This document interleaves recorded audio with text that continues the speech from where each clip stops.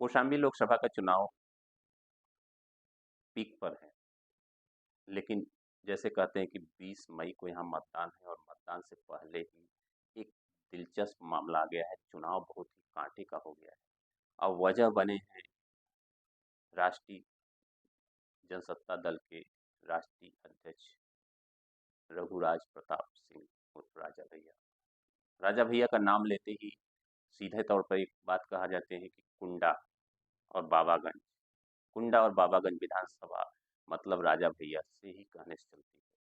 अगर आंकड़ों की बात करें तो विधानसभा 2017 और 22 दो ही सर्वेक्षण अगर करते हैं तो दोनों सर्वेक्षणों में ये दिखता है कि बाबागंज से लगभग 65% और कुंडा से लगभग 70% वोट जो है राजा भैया को मिली। दोनों जगह से उनकी, एक जगह से खुद राजा भैया विधायक हैं तो दूसरी जगह से उनके ही आदमी जो हैं विधायक हैं विनोद सरोज जी।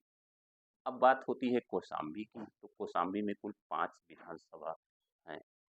चायल, सिराथू, मंझनपुर और प्रतापगढ़ की 2 सीटें बाबागंज और कुंडा। आंकड़ों के हिसाब से देखें तो बाबागंज और कुंडा ही ये निर्धारित करती है कि कौशाम्बी का सांसद कौन बनेगा।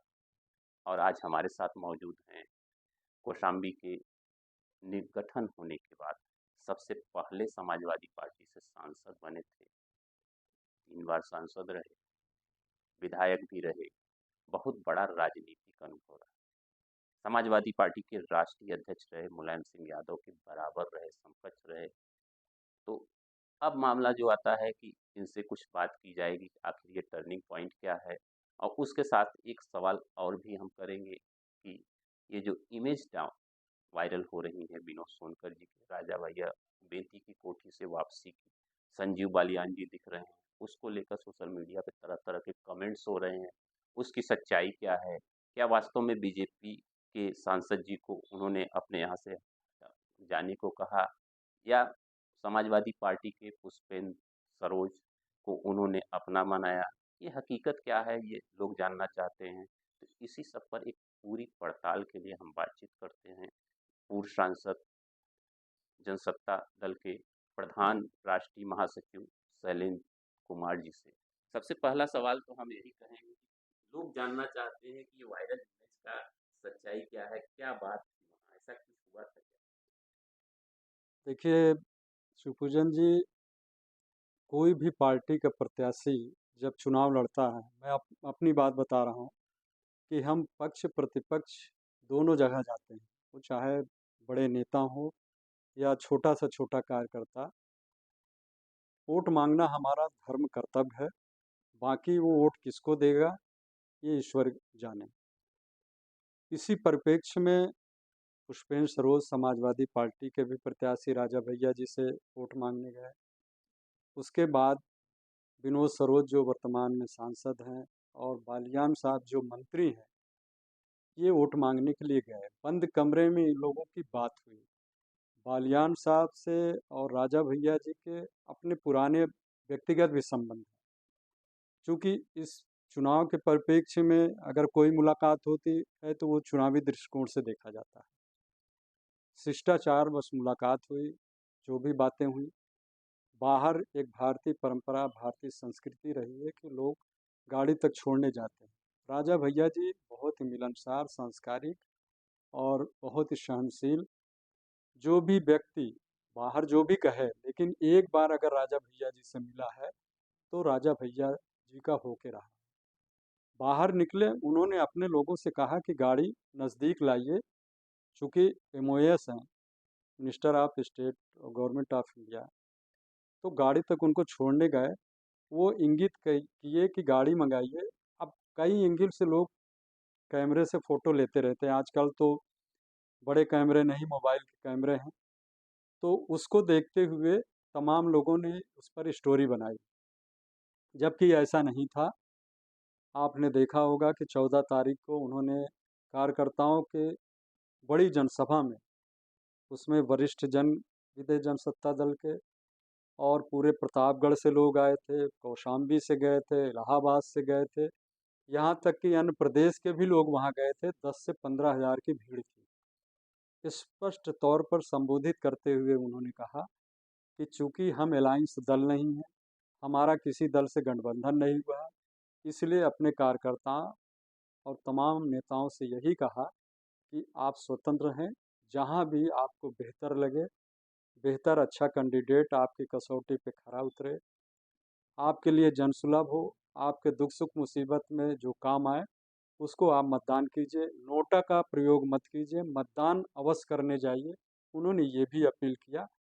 बाकी इस बीच जो है तमाम फोटो में वायरल हो रही तमाम प्रत्याशियों के, उसने क्या कहा, उसने क्या कहा, ये तो सूत्र बताते हैं, लेकिन मैं व्यक्तिगत रूप से मेरी जो जानकारी है, मैं उसको मानता हूँ कि जो आधिकारिक घोषणा हो और जन समुदाय के बीच में। राजा भैया अगर कमरे में इंटरव्यू जो देते हैं, वही वो बाहर भी कहते हैं।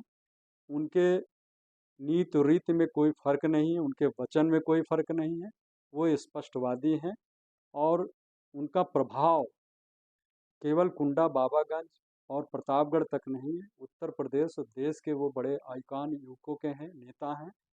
और हर विधानसभा में आज भी उत्तर प्रदेश के किसी भी विधानसभा में चले जाएं, जनसभा कर दें तो कम से कम 10-15 हज़ार वोट का प्रभाव पड़ता है। उनको मानने वाले लोग देश प्रदेश, यहाँ तक कि विदेश में पार्लियामेंट्री कमेटी में गया था, वहाँ भी लोग उनको मानने वाले, इतना उनका आकर्षण है राजनीति में। इसलिए उसको अदरवाइज न लिया जाए और जो भी फोटो में है उसका लोग अपने तरीके से वर्जन निकालते हैं। इसमें मैं और स्पष्ट नहीं कह सकता। अपने अपने विचार है, अपनी अपनी लोगों के नज़रिए हैं। अगर देखें तो बीजेपी कह रही है कि मेरे पक्ष में हुआ, वही समाजवादी पार्टी कह रही है अब तो मेरी लहर आ गई। देखिए चुनाव बहुत नज़दीक, अब तो 2-4 दिन में चुनाव हो जाएंगे और हर दल चाहेगा, और चुनाव में हर हर कंडे, हर प्रत्याशी, हर पार्टियां अपनाते हैं, हर कार्यकर्ता, हर नेता अपनाता है। तो मेरे ख्याल से मेरा जो मानना है कि दोनों प्रत्याशी, चाहे भारतीय जनता पार्टी हो, समाजवादी पार्टी के, वो अगर बाबागंज कुंडा में जाके जितनी मेहनत कर लेंगे, मतदाताओं के बीच में जाके वोट मांग लेंगे, वो उतना ही उसके लिए बेहतर होगा। हाँ, ये बात सत्य है कि पूरे लोकसभा में कांटे की टक्कर है और कौन विजयी होता है, विजय श्री किसको प्राप्त होता है, ये तो भविष्य बताएगा 4 जून को जब रिजल्ट आएगा। अगर हम बात करें महत्व की, तो बाबागंज और कुंडा कौशाम्बी लोकसभा की कहा जाता है कि रीढ़ है। रीढ़ की मान सकते हैं कि अगर किसी को सांसद बनना है तो वहां से आपको मजबूती लेनी पड़ेगी। ये बात सत्य है कि मैं 2 बार, एक बार तो इधर से रहा, एक बार उधर से निर्वाचित हुआ था और दूसरी बार 2019 में भी लड़ा जब चुनाव, इसके पहले भी जब लड़ा था, तो दोनों विधानसभा से मैं जीता। भारतीय जनता पार्टी और समाजवादी पार्टी के प्रत्याशी पीछे रहे। कौशाम्बी में हमें कम वोट मिले, हम चुनाव हारे। तो ये बात आपका कहना बहुत सही है कि लोकसभा में कुंडा और बाबागंज का बहुत ही निर्णायक मतदान होता है और जिसके पक्ष में ज़्यादा होता है वही विजयी होता है। अभी तक देखा जाए तो राजा भैया का एक क्लियर स्टैंड होता जी। है। आपकी बात, नई बात आ गई टर्निंग पॉइंट की टर्निंग स्वेच्छा से। टर्निंग पॉइंट इसलिए आई कि हमारा किसी से अलायंस में हुआ नहीं हुआ और हर दल ने कोशिश किया कि हमें राजा भैया जी के वजह से फ़ायदा मिले। राजा भैया जी ने चूँकि हिंदुत्व धर्म के बहुत ही और सनातनी धर्म को मानने वाले हैं, राम और हनुमान जी की पूजा करते हैं और धर्म के नाम पर आपने देखा होगा कि अभी चित्रकूट भी गए, मैहर भी गए, हृदयेश्वर नाथ मंदिर भी गए। धर्म के प्रति उनकी आस्था निष्ठा है और हर दल ने प्रयास किया। जब नहीं हुआ तो उन्होंने स्पष्ट तौर पे अपने कार्यकर्ताओं को ये कहा कि आप स्वेच्छा से जो आपके कसौटी पे खरा उतरे, बेहतर कैंडिडेट हो, उसको मतदान करें। विधानसभा में तो रामचरितमानस की चौपाइयाँ भी सुनाते जी हैं बिल्कुल। और सभी लोग जानते हैं अधिकतर लोग कि बाबा जी के तो वर्तमान मुख्यमंत्री योगी आदित्यनाथ के बहुत करीबियों में से हैं। जी, जी। तो क्या इसका भी असर दिखेगा? देखिए, मैंने देखा कि कई बार मैं विधानसभा के अंदर भी बैठ के देखा और टीवी पे भी मैंने देखा, चाहे वो राष्ट्रपति के अभिभाषण पे चर्चा हो, चाहे बजट पे भाषण की बात हो या विभिन्न अवसरों पे जब राजा भैया जी बोलने के लिए खड़े होते हैं, तो पूरा कीप साइलेंट होता है। शांति के तरीके से, शांतिपूर्वक ढंग से हर दल के नेता बड़े गंभीरता से सुनता है और हास परिहास भी होते हैं और बहुत ही लॉजिक और बहुत ही सामयिक शब्द का प्रयोग करके वो अपनी बात रखते हैं। जहाँ तक माननीय मुख्यमंत्री योगी जी से संबंध, उनके पारिवारिक, उनके पिताजी, माताजी उस पीठ के हमेशा अनुयायी रहे हैं, इसलिए व्यक्तिगत भी संबंध है उनके, राजनीतिक संबंध नहीं बल्कि व्यक्तिगत भी उनके पहले पुराने संबंध रहे हैं। इस नाते लोग जो भी अपना अपने विचार, अपनी अपनी बातें रखें, अब सोचें, उस पर मैं कुछ कह नहीं सकता। चलते चलते एक सवाल और कर लेते हैं कि इस समय कौशाम्बी में अगर देखें तो दो ही प्रत्याशियों का, कहते हैं त्रिकोणी होता है लेकिन कौशाम्बी में द्विकोणी चुनाव है, आमने सामने की चुनाव है। एक तरफ भारतीय जनता पार्टी के 2 बार के सांसद रहे विनोद सोनकर जी तीसरी बार सांसद बनने की लड़ाई में हैं, और वहीं राजनीति में एकदम नया चेहरा पुष्पेंद्र सरोज की अगर बात करें तो उनके पिता का बड़ा राजनीतिक करियर रहा होगा, लेकिन पुष्पेंद्र सरोज इस समय अगर प्रत्याशियों की बात करें सबसे युवा हैं, तो जितना उनका उम्र है उससे ज़्यादा राजनीतिक अनुभव विनोद सोनकर जी के पास है। तो ये चुनाव क्या ये बेमेल है या वास्तव में टक्कर में आ गया? देखिए, चुनाव में ये नहीं देखा जाता। मैं भी, मेरी उम्र जो है 25 वर्ष से कम थी जब मैं पहली बार 1985 में विधानसभा का सदस्य चुन के गया, विधायक बना था चाइल्ड से। 3 महीने मेरी उम्र कम थी और मेरे सामने बड़े वरिष्ठ लोग, दिग्गज लोग थे। तो ये चुनाव में कोई मायने नहीं रखता कि किसका अनुभव है, किसका वो है। खासकर जो विधानसभा या लोकसभा का जो मतदाता होता है, एक तो व्यक्तिगत उम्मीदवारों के प्रत्यक्ष अप्रत्यक्ष रूप से देखा जाता है कि उनकी क्या कार्यशैली रही, क्या गतिविधियाँ रही, क्या उनकी सेवाएँ रही हैं, और प्लस कुछ पार्टी का भी प्रभाव होता है। इसको लेके व्यक्ति जो है चुनाव लड़ता है और मेरा ऐसा मानना नहीं है, अगर देखा जाए तो हर विधानसभा, लोकसभा के चुनाव होते हैं, तो बड़े अच्छे-अच्छे, बड़े अनुभवी, बड़े वरिष्ठ लोग चुनाव हार जाते हैं और वैसे-वैसे लोग चुनाव जीतते हैं कि जिसके बारे में भी कुछ कह नहीं सकता। समय-समय पर विधानसभा, लोकसभा में आपने देखा होगा कि वो कभी बोलते भी नहीं, उनके विचार भी नहीं आते, लेकिन 5 साल उनका कैसे गुज़र जाता है, कुछ पता नहीं होता है। देखें तो युवाओं का कौशाम्बी पसंद करती है।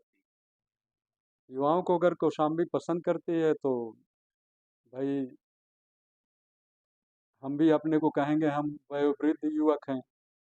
विनोद सोनकर भी कहेंगे कि हम जो है युवक हैं और ख़ासकर पुष्पेंद्र जी तो बहुत ही युवा हैं।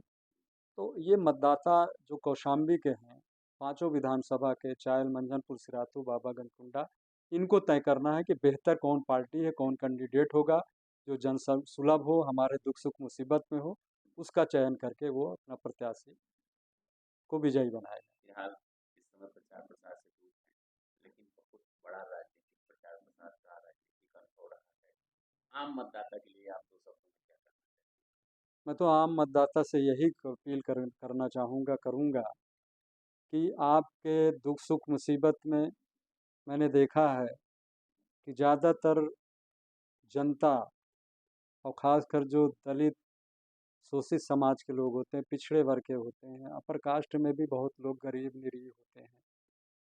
इनका काम थाने, तहसील और कचहरी से पड़ता है। डीएम, एसपी से बहुत कम और बेस में पड़ता है। तो मैं तो यही कहूँगा कि जो भी प्रत्याशी, जो भी नेता या जनसेवक जिसको कहा जाता है, आसानी से जनसुलभ हो, आपके दुख सुख मुसीबत में हाजिर हो, आपके विकास की बात करे, ऐसे ही प्रत्याशी का चयन करें। मैं इतने आम मतदाताओं से कहना चाहूँगा। बहुत-बहुत धन्यवाद, धन्यवाद। धन्यवाद। ये थे पूर्व सांसद शैलेंद्र कुमार जी। मतदाताओं से अपील भी किए कि सर्वसुलभ अपना नेता चुनिए, सुख दुख में जो साथ हो, राष्ट्रीय स्थानीय मुद्दे भी उस पर भी लागू होंगे, और वहीं दूसरी तरफ बहुत सी बातों का खुलासा भी किया। कुल मिलाकर कौशाम्बी की जो दिशा है किधर जा रही है, आने वाला समय किधर जाएगा, इस पर भी कुछ न कुछ मार्गदर्शन या कहें कि इंडिकेशन जरूर कर दिया। वीडियो जर्नलिस्ट संजीव कुमार के साथ मैं शिवपूजन सिंह, NBT ऑनलाइन, प्रयागराज, उत्तर प्रदेश।